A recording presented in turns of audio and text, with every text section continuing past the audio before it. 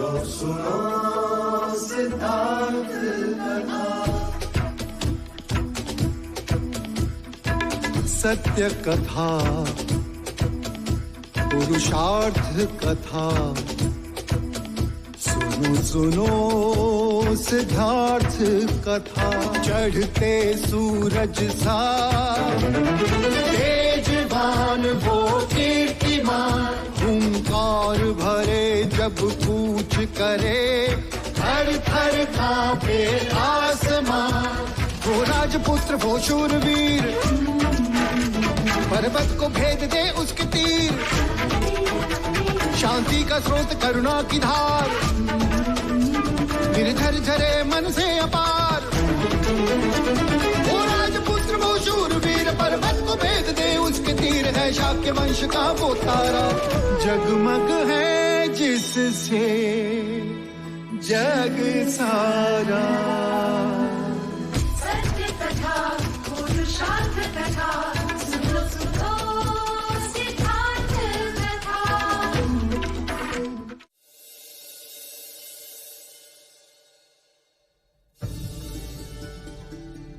ये राजा द्रोणोदन, आपने हमारा देवदाह तो देख ही लिया। अब बताइए कि क्यों शाक्यों की राजधानी मानने से उसे विरोध किया जा रहा है? इस बात में कम है हमारा देवदाह आपकी कपिलवस्तु से? भाग्य में, भाग्य की कमी। अर्थात आप हमारे देवदत्त के भाग्य को ही ले लीजिए। आयु में सिद्धार्थ से बड़ा है, शिक्षित, शूरवीर है, परंतु भाग्य से युवराज का पद तो सिद्धार्थ को ही मिला। क्या मैं अंदर आ सकती हूँ? आओ यशोधरा, आओ।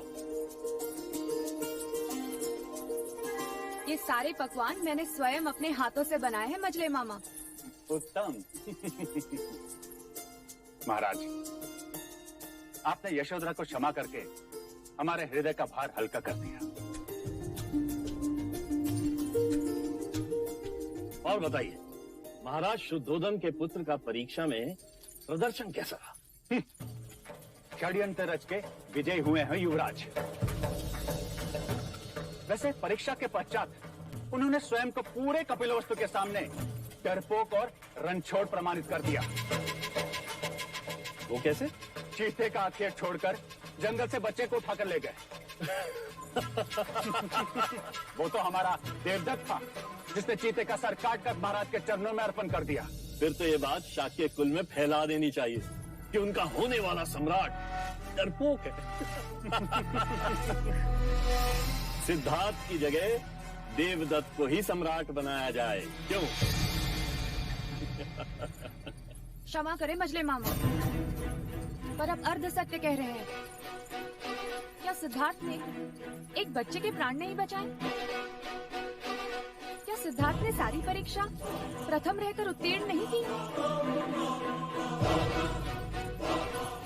आपको विश्वास नहीं होगा, परंतु सिद्धार्थ को कपिलवस्तु की प्रजा अपने हृदय में बसाती है। तारे की चमक को कोई लाख मिटाने का प्रयत्न करे, पर तारा चमकता ही है मजले मामा।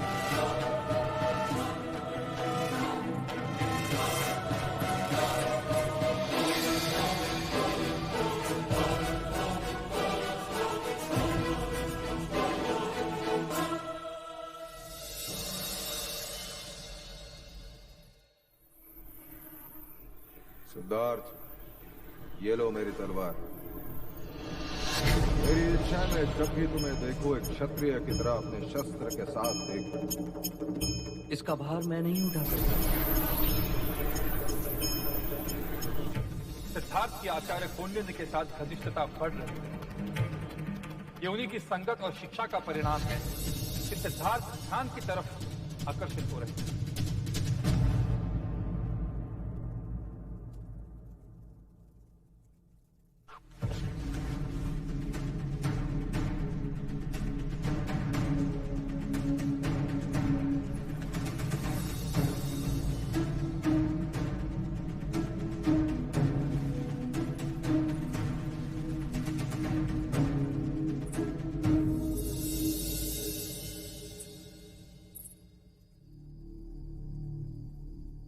क्या हुआ देव? नींद नहीं आ रही? हाँ, मन में इतना उद्वेग पहले कभी नहीं था देवी। इस सिद्धार्थ को समझ नहीं पा रहा। कहीं वो ऐसा कोई कार्य न कर बैठे जिससे हमारे पूर्वजों का नाम कलंकित हो। परंतु वो अर्थहीन बातें नहीं करता। हाँ, उसकी बातें सत्य होती है, फिर भी मैं उससे अप्रसन्न रहता हूँ। क्यों पता नहीं प्रजापति। क्योंकि आप चाहते हैं कि हमारा पुत्र आपके मार्ग पर चले, पर वो विलक्षण प्रतिभा है। वो अपना मार्ग स्वयं सोचता है। वो उनमें से नहीं जो आंखें मूंद कर पीछे पीछे चलते हैं। परंतु अकेले जाने पर मनुष्य भटक भी सकता है प्रजापति। बस यही भय आपके उद्वेग का कारण है। यदि असित मुनि नहीं आते और सिद्धार्थ का भविष्य नहीं बताते तो ये भय कभी नहीं होता और आपको सिद्धार्थ की सभी बातें सहज लगती। सत्य कह रही हो तुम। उसकी बातें मैं सहज स्वीकार नहीं करता। क्योंकि आप उससे बहुत स्नेह करते हैं। वो कुछ अनुचित करता हूँ क्या? नहीं, पर मर्यादा से अधिक सावधानी भी कभी कभी संकट बढ़ा देती है। आइए देव।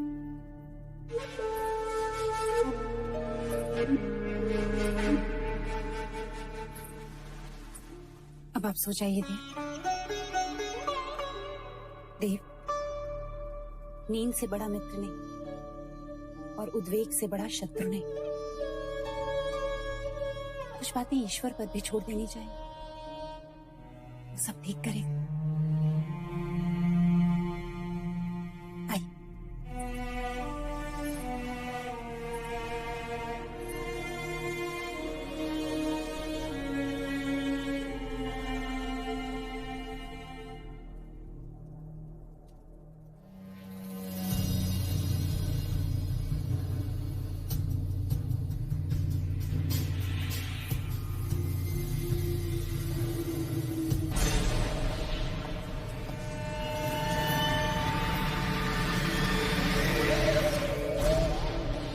सिद्धार्थ! सिद्धार्थ!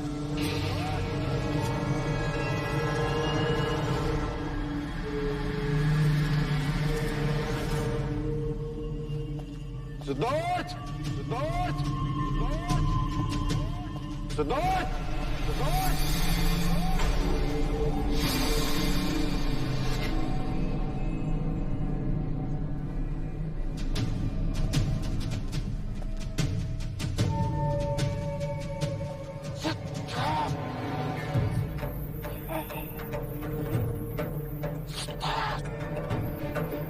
तेरा पुत्र सन्यासी बने, सन्यासी बने।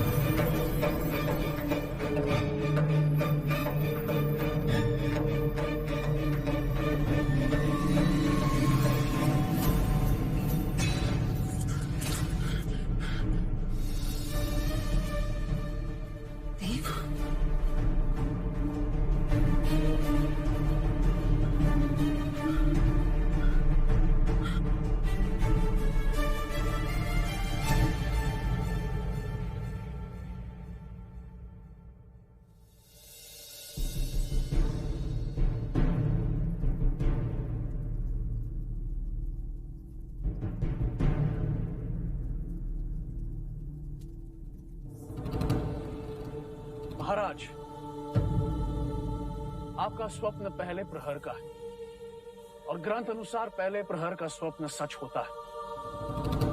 आप स्वप्न में सिद्धार्थ को ढूंढ रहे हैं, अर्थात आपके पथ से उसका पथ विपरीत है। दूजा, आपने सिद्धार्थ को समाधि में देखा, अर्थात वो शांति के पथ पर चलेगा। शरीर पर मिट्टी और पौधे, अर्थात उसने समाधि कई दिनों से लगाई होगी। उसने गेरुए रंग के कपड़े पहने, अर्थात उसकी विचारधारा मुनि और योगी की भांति हो।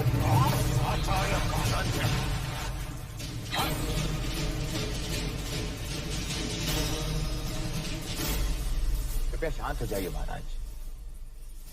महाराज विचलित ना हो। पहले प्रहर के स्वप्न सत्य होते हैं, किंतु उसके एक नहीं कई संकेत होते। स्वप्न का आकलन व्यक्ति विशेष पर निर्भर करता है।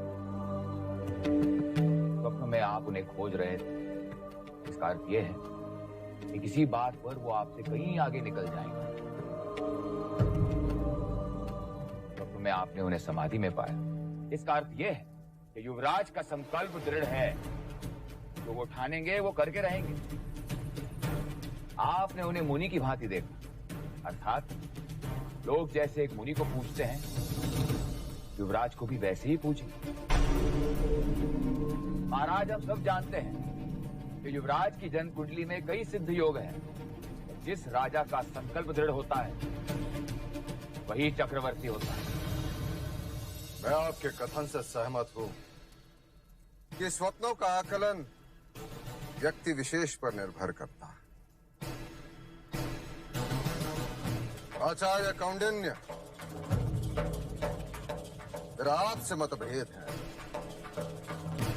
आपने सिद्धार्थ को वो ज्ञान दिया जो मैं उसे देना नहीं चाहता था। आपने सिद्धार्थ को अहिंसा, ध्यान और मृत्यु का ज्ञान दिया, वो उचित न था। कुलगुरु वाचस्पति ने सच कहा महाराज। आकलन व्यक्ति विशेष पर निर्भर करता है। जो बालक 8 वर्ष की आयु में सारे शास्त्र कंठस्थ कर लेता हो, उससे क्या छुपेगा। महाराज, वेदों और शास्त्रों में जगह जगह पर जीवन, मरण, मोक्ष, मुक्ति का उल्लेख है। केवल इन उल्लेखों और उपदेशों से कोई सन्यासी नहीं बन जाएगा। अब तक शमशान वैराग्य की भावना उनमें नहीं हुई, क्योंकि उन्होंने अब तक किसी भी मनुष्य की अथवा अपने स्वजन की मृत्यु नहीं देखी। उन्हें मनुष्य रोग की अनुभूति नहीं हुई है। और रही बात अहिंसा और ध्यान की, तो अहिंसा उनका स्वभाव है और ध्यान उनकी रुचि। महाराज, स्वभाव और रुचि मनुष्य अपने साथ लेकर जन्म लेता है, उसे सिखाया नहीं जाता। एक पक्षी की पीड़ा अथवा एक जीव की मृत्यु देखकर जो बालक विहाल हो जाता है, मनुष्य के दुख उसके लिए अमूल्य होंगे। आप, हम, यहां उपस्थित सब मोक्ष प्राप्त करना चाहते हैं। प्राप्त करने के कई मार्ग, भक्ति, वैराग्य, ज्ञान। अब कौन सा मार्ग चुनना है, इसका आकलन भी व्यक्ति विशेष पर निर्भर करता है। फिर भी यदि आप सब गुणी जनों को मेरी शिक्षा प्रणाली अनुचित लगी हो, तो मैं क्षमा चाहता हूं। महाराज, मुझे यहां से जाने की अनुमति दे दीजिए।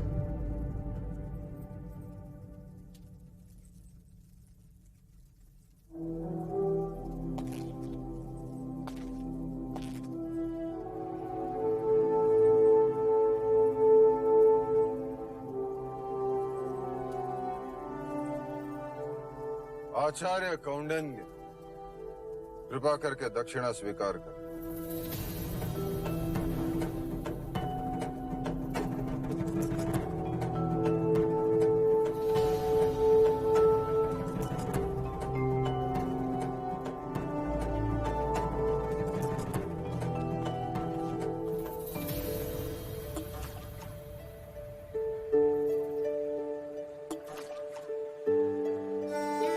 ऐसा क्यों होता है चन्ना? जब मनुष्य के जीवन में कोई साथ आता है तो उसे खुशी होती है, और जब छोड़कर चला जाता है तो ग्लानि। देवी गोपा के जाने का दुख है आपको?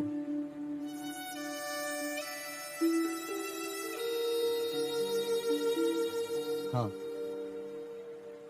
आई थी तो मन भर गया था। गई तो मानो कुछ खालीपन, जैसे आंख खुलते ही स्वप्न अदृश्य हो जाता है। अब मैं क्या कहूं युवराज, इस प्रश्न का उत्तर तो केवल आचार्य कौंडिन्य ने दे सकते हैं। मन के विषय में वो अधिक जानते हैं। हाँ, परंतु वो तो सवेरे से ही दरबार गए, न जाने कब लौटेंगे।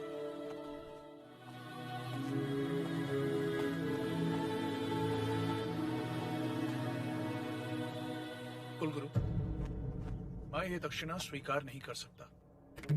क्यों आचार्य? क्योंकि युवराज को दी गई मेरी शिक्षा महाराज को उचित नहीं लगी। आप उचित अनुचित को भूल जाइए आचार्य, कृपया आप इस दक्षिणा को स्वीकार कीजिए। नहीं, मैं अपनी शिक्षा के प्रतिफल में दक्षिणा लेता हूँ। केवल एक ब्राह्मण होने के नाते आश्रित होकर भिक्षा नहीं मांगता। क्या आप उस पर आक्षेप कर रहे हैं आचार्य कौंडिन्य? क्या आपने महाराज को प्रसन्न करने के लिए असत्य नहीं कहा? नहीं आचार्य, मैं इस राज्य का कुलगुरु हूँ। मेरा कर्तव्य यह है कि मैं राजा के प्रति, इस राज्य के प्रति निष्ठावान रहूं। कहीं उनका विश्वास खंडित ना हो जाए। वो चिंता मुक्त रहें कि वो अपनी प्रजा का अच्छा पालन कर सके। क्या आपको ज्ञात नहीं है कि असित मुनि के एक कथन से पूरी की पूरी एक पीढ़ी को कपिलवस्तु से निकाल दिया गया था? और आपका भी इस राज्य के प्रति यही कर्तव्य था आचार्य कौंडिन्य कि आप युवराज को क्षत्रियता का पाठ पढ़ाते, बाकी एक सन्यासी का। कुलगुरु, आत्मा भाग्य को साथ लेकर आती है। आपके अथवा मेरे कहने से कोई सन्यासी नहीं बन जाता। मैंने युवराज को वो प्रत्येक शिक्षा दी है जो एक गुरु को अपने शिष्य को देनी चाहिए। क्षमा करे गुरुवर्य, जीवन निर्वाह के लिए जो शिक्षा से समझौता करे उसे गुरु नहीं कहते।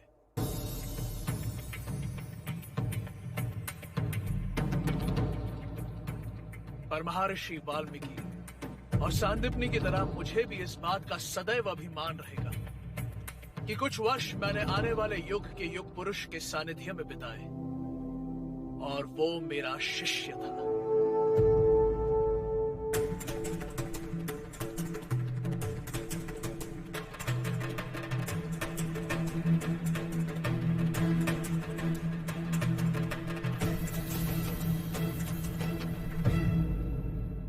कौंडिन्य के विचार तो आपने सुने भाई महाराज। क्या अब भी आप मेरे विचार से सहमत नहीं हैं? अब हमें आचार्य कौंडिन्य के वानप्रस्थ होने की इच्छा पूर्ण करनी चाहिए। आपका क्या सुझाव है कुलगुरु वाचस्पति? राजन, उनके विचार और हमारे विचार भिन्न हैं। अर्थात आपका भी ये मानना है कि आचार्य के वानप्रस्थ होने की इच्छा पूर्ण कर दी जाए। परंतु महाराज, उनका रिक्त किया स्थान कोई पूरा नहीं कर सकता। और मैं शाक्यों का सिंहासन रिक्त नहीं रख सकता अमात्य। मैं सिद्धार्थ को सन्यासी बनते नहीं देख सकता। यदि युवराज के हित को देखा जाए राजन, तो कौंडिन्य की इच्छा को तुरंत पूर्ण करना चाहिए। युवराज वन में जाए या ना जाए, परंतु आचार्य कौंडिन्य को वन में जाना ही होगा। सिद्धार्थ! सच कहते थे आचार्य कौंडिन्य। कभी कभी आंखें खुली होते हुए भी मनुष्य बेध्यान हो जाता है। ऐसे कैसे? देखो, हम निकले थे महल जाने के लिए, परंतु पहुंच गए नगर द्वार। सुनिए ना, क्या हो गया? भाई लोगों से क्या हो गया? क्या हो जाने, कुछ बोलिए तो सही। हमें तो ठीक से क्या हो गया? पूरे क्यों नहीं रहे? जागिए ना, कुछ बोलिए तो। क्या हो गया? ये नहीं रहे।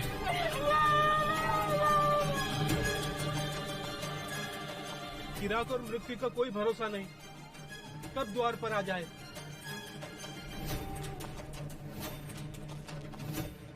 अरे वो देखिए, युवराज आ रहे हैं। युवराज! अगर युवराज ने इनके मृत शरीर को देख लिया तो क्या होगा? हमारा तो नगर निकाला हो जाएगा। देखो, हम ऐसा बर्ताव करते हैं जैसे कि कुछ हुआ ही ना हो।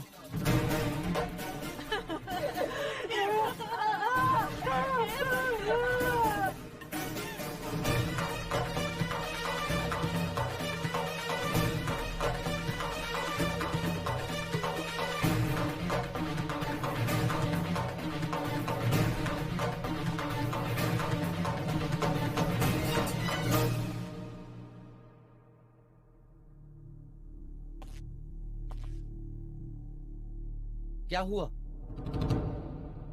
आप सबकी आंखों में आंसू कैसे? अब क्या बताएं युवराज, वो अभी अभी सूखी हवा की ऐसी आंधी आई कि सबकी आंखें गीली कर गई। आंधी? मैं और चन्ना भी यही थे, हमने तो कोई आंधी नहीं देखी।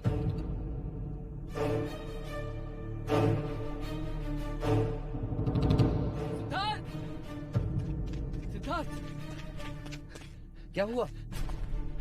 क्यों सांसों से तेज दौड़ रहे हो? इतने भयभीत क्यों?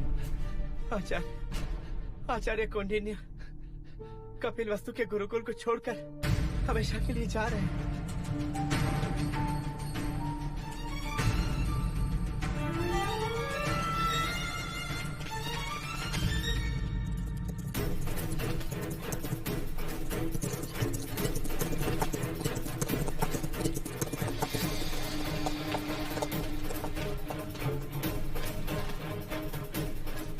क्या ये सत्य है गुरुदेव कि आप हमें छोड़कर जा रहे हैं? वानप्रस्थ हो रहे हैं? वानप्रस्थ तो मैं 8 वर्ष पहले ही होना चाहता था सिद्धार्थ, और तुम्हारे कारण रुक गया। तो आज भी रुक जाइए ना गुरुदेव। आपके बिना यह सिद्धार्थ अधूरा है। अगर आप मुझे इस तरह छोड़कर चले। अरे सिद्धार्थ, तुम जानते हो ना, उस पेड़ पर एक चिड़िया ने अपना घोंसला बनाया है। जी। वही जो रोज अपने बच्चों को अपनी चोंच से खाना लाकर खिलाती है। जी गुरुदेव। आज उस चिड़िया ने अपने उन बच्चों को घोंसले से धक्का दे दिया है। क्यों? प्रश्न तो मैंने भी अपने आप से किया था, क्यों? तभी मुझे प्रकृति के भेद का पता चला। धरती पर गिरने से पहले उस चिड़िया के उन बच्चों ने अपने पंख फड़फड़ाए और देखते ही देखते वो उड़ने लगे। परंतु गुरुदेव, मुझे पंख फैलाने नहीं आते। मुझे जाना होगा सिद्धार्थ, मेरा कर्तव्य पूरा हुआ। मैंने अपना संपूर्ण ज्ञान तुम्हें दे दिया है। अब संन्यास आश्रम का समय आ गया है, और संन्यास आश्रम का मार्ग वानप्रस्थान से ही है। शास्त्रों में 4 आश्रम का ज्ञान दिया है, और हर एक आश्रम का अपना एक महत्व है। परंतु गुरुदेव, मेरी शिक्षा तो अभी अधूरी है। आपने मुझे वानप्रस्थ और संन्यास आश्रम का ज्ञान तो दिया ही नहीं। आचार्य कौंडिन्य, मेरा आपसे मतभेद। आपने सिद्धार्थ को अहिंसा, ध्यान और मृत्यु का ज्ञान दिया, वो उचित न था। कुछ बातें समझाई नहीं जाती सिद्धार्थ, समय के साथ साथ समझ में आती है। राग, द्वेष, मोह, माया, वासनाओं के बंधनों में बंधोगे तभी उसे छोड़ने का ज्ञान होगा। जिसका अनुभव नहीं, उसकी बातें भी निरर्थक हैं। जैसे फल को पेड़ से तभी उतारा जाता है जब वो पूरी तरह पक जाए, वैसे ही वानप्रस्थ और संन्यास आश्रम का ज्ञान तुम्हें गृहस्थ आश्रम के पश्चात ही होगा। परंतु गृहस्थ आश्रम के पूर्ण होने के पश्चात मैं आपको कहां ढूंढूंगा? उस समय तुम्हें मुझे ढूंढने की आवश्यकता नहीं होगी सिद्धार्थ। तुम स्वयं ज्ञानी हो जाओगे। कदाचित मैं ही तुम्हें ढूंढते हुए आ जाऊंगा। ये लो, इसमें मेरा सारा ज्ञान संजोए रखा है मैंने। उचित समय आने पर इसका चिंतन करना। तुम्हारे कुछ प्रश्नों के उत्तर तुम्हें अवश्य मिल जाएंगे।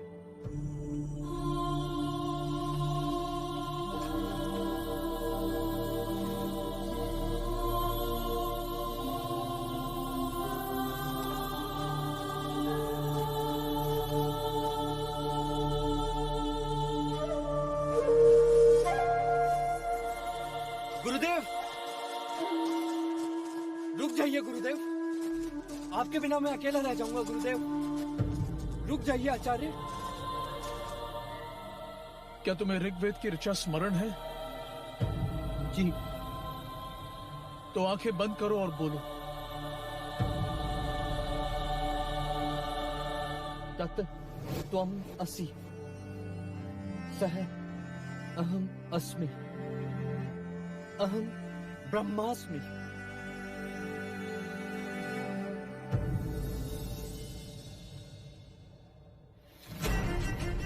गुरुदेव!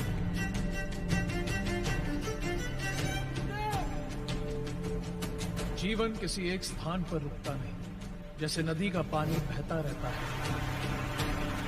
यदि वो एक स्थान पर रुक जाए तो दूषित हो जाता है। अपने मन को शांत करो, ध्यान में बैठकर अपने विचारों पर, अपनी भावनाओं पर संयम पाने का प्रयत्न करो। शांत मन मनुष्य के प्रत्येक समस्या का चिकित्सक होता है। तुम्हें अपने आप मुक्ति मिलेगी।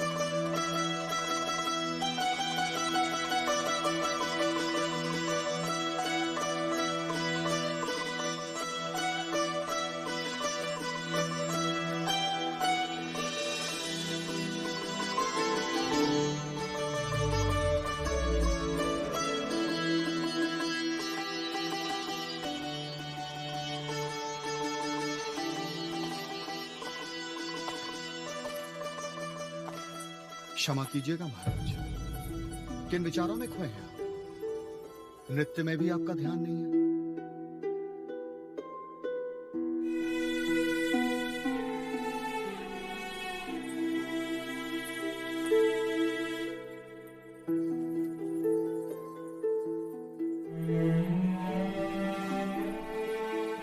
क्षमा करें,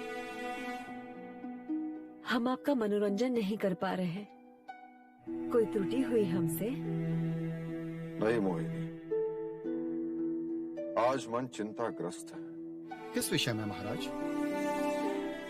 असित मुनि की भविष्यवाणी तुम भली भांति जानते हो उदया, और युवराज की रुचि ध्यान की ओर बढ़ती जा रही है। क्षमा करें, किंतु युवराज की सेवा करने का अवसर आपने हमें नहीं दिया। जब काम बाण चलता है ना महाराज, तो बड़े बड़े ध्यानी मुनि भी भोग की बोली बोलने लगते हैं, और युवराज ने काम का रंगीन संसार देखा ही कहाँ है। महाराज, मोहिनी बिल्कुल सत्य कह रही है। युवराज अभी तक कौंडिन्य के संपर्क में आए, इसलिए ध्यान की बातें करने लगे। और जब वो इन सुंदरियों और मोहिनी के साथ रहेंगे तो भोग विलास में रत हो जाएंगे। महाराज, काम सबको पिघलाता है। यूं तो जीवन में कई अग्नि है, और अग्नि सब कुछ नष्ट कर देती है, किंतु एक अग्नि है जो सृजन करती है, जिस अग्नि से आनंद प्राप्त होता है, जो मन के वैराग्य को जलाता है और मोह पाश में जकड़ लेता है। ठीक है मोहिनी, आज से युवराज का उत्तरदायित्व तुम्हारा। काम शास्त्र तुम उसे सिखाओ।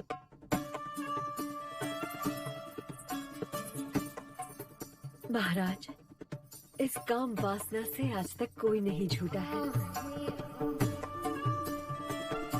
युवराज को काम शास्त्र का पाठ हम पढ़ाएंगे। और हाँ महाराज, शिरच्छेद कर दीजिएगा हमारा, यदि युवराज कामारूढ़ न हो जाए तो।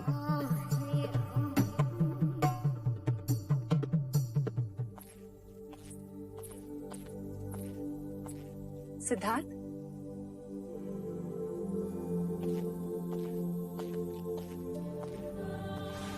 जीत रहा। किन विचारों में डूबे? माँ, मेरे मन में बार बार एक ही प्रश्न उठ रहा है। यदि मुझसे कोई अपराध हुआ है तो मुझे दंड दे। आचार्य कौंडिन्य को पद से हटाने की क्या आवश्यकता थी? क्योंकि वह स्वयं एकांत चाहते थे, वानप्रस्थ होना चाहते थे। उन्हें तो अपनी इच्छा से एकांत मिल गया और मुझे अकेलापन। आचार्य कौंडिन्य मेरे हर प्रश्न का उत्तर थे, मेरी जिज्ञासा का प्रत्युत्तर थे। अब मैं किससे प्रश्न करूंगा और किससे उत्तर पाऊंगा? ईश्वर से। ईश्वर जो स्वयं एक प्रश्न है, वो प्रश्न के उत्तर क्या देगा? जो ईश्वर बोलता नहीं, जो ईश्वर देखता नहीं, वो ईश्वर जिसका कोई ठिकाना नहीं। नहीं सिद्धार्थ, बल्कि यूं कहो कि सारी सृष्टि उसका ठिकाना है।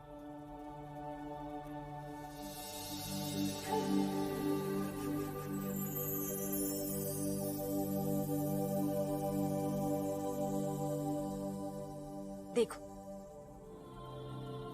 ये सूर्य भी ईश्वर का एक रूप है जो दिखाई देता है, जो अपने धूप से तुम्हें छूता भी है और अपने उजाले में सृष्टि का ज्ञान देता है। क्या ये किसी गुरु या आचार्य से कम है?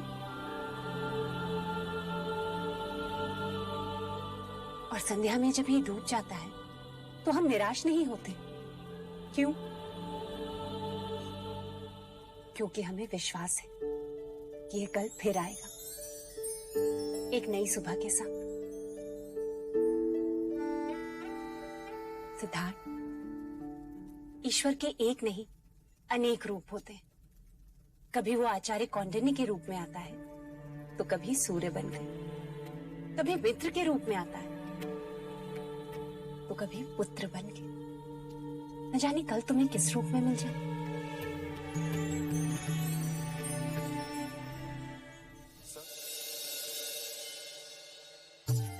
आइए महामंत्री जी, स्वागत है आपका।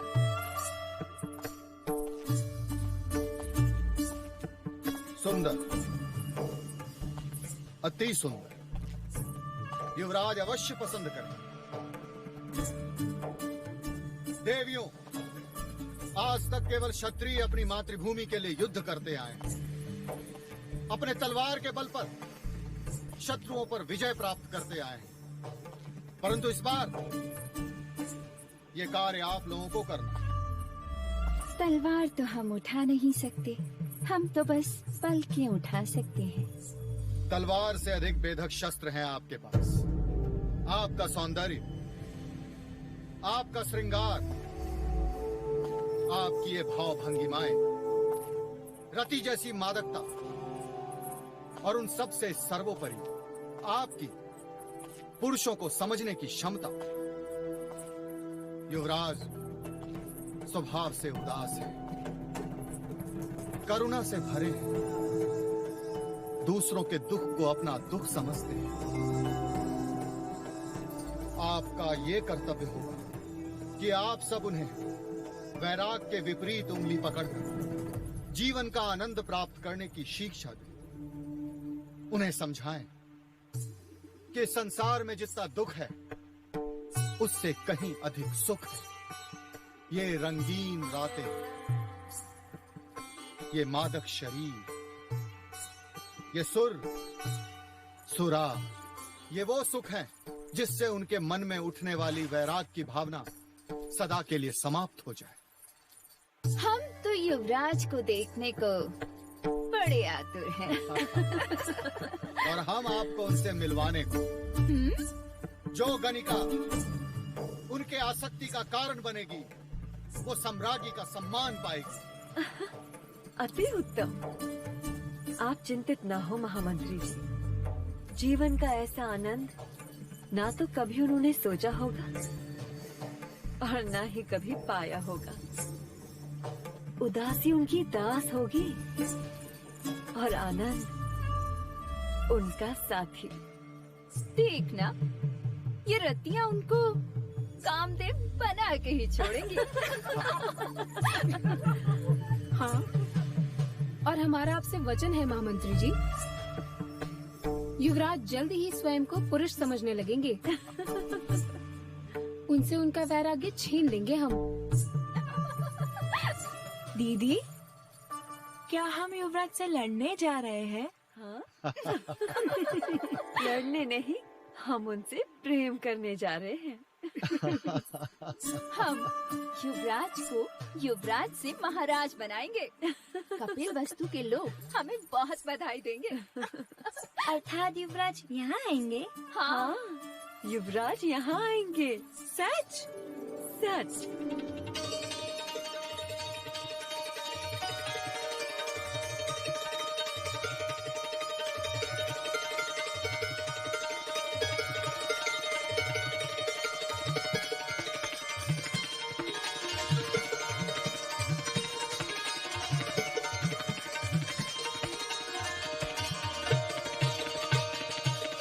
उत्तम, अति उत्तम। संगीत और श्रृंगार युवराज को वैराग्य से वापस ले आए। बस महाराज, आप निश्चिंत रहिए। युवराज सिद्धार्थ बहुत जल्द अपना वैराग्य खो देंगे। अनुज,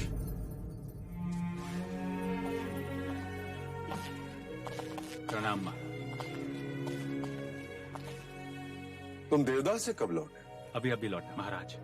अभी तक खुश तो है? जी। और महाराज दंडपानी? सदा की भांति बात तो मिश्रे की ही कर रहे थे, परंतु ईर्ष्या की गंध तो आ ही रही। आपसे और युवराज सिद्धार्थ से बड़ी ईर्ष्या करते हैं। महाराज, बोलो अंगद। कौशल नरेश का राजदूत आया है, महाराज से मिलने की अनुमति चाहता है। कौशल? जी महाराज। महाकौशल का राजदूत? क्यों? उसे कहो कि हम राज्यसभा में मिलेंगे। जो आ गया महाराज।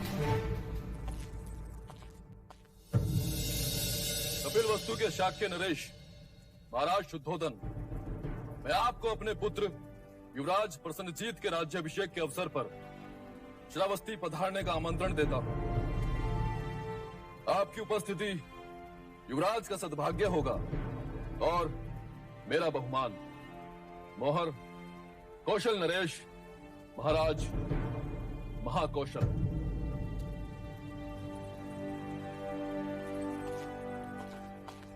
महामंत्री, कौशल राज को संदेशा भेजो कि उनके आमंत्रण के लिए हम आभारी हैं। पुत्र का राज्याभिषेक हर पिता के जीवन के लिए सौभाग्य होता है।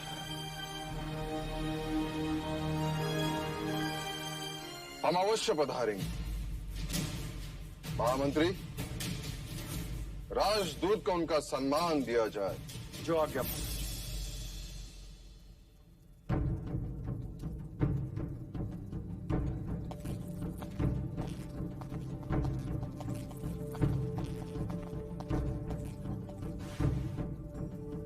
महाराज, क्या आपका कौशल राज जाना उचित होगा?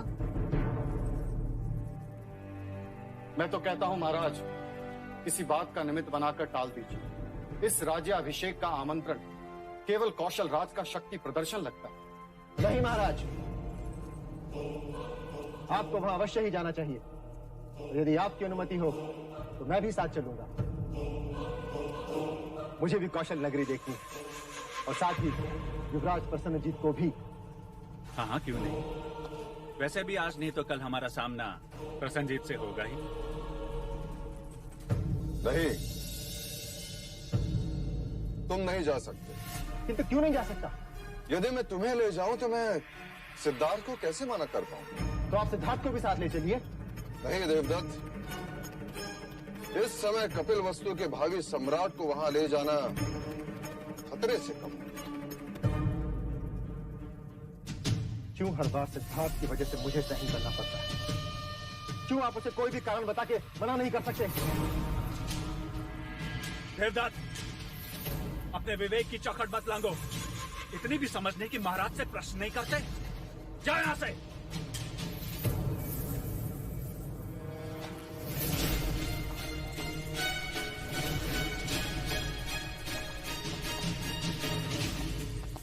महाराज, देवदत्त की ओर से मैं क्षमा मांगता हूं। मैं उसे समझा दूं।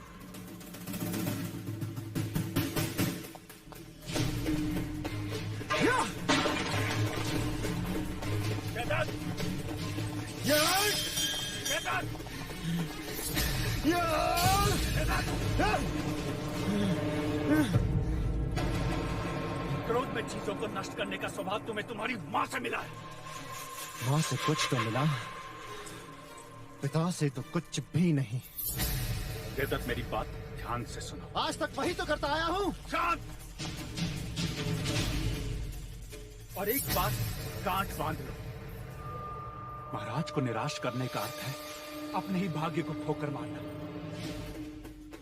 सिद्धार्थ से दूर जा रहे हैं महाराज। उसे भोग विलास में इतना डुबो दो कि सांस लेने की सुध न रहे। उससे क्या होगा? विलास का अतिरेक उसे निष्क्रिय बना देगा। तलवार जब अधिक समय तक मयान में रहती है तो उसे जंग लग जाता है, और जंग लगी हुई तलवार पर प्रजा कभी भरोसा नहीं करती। समझे?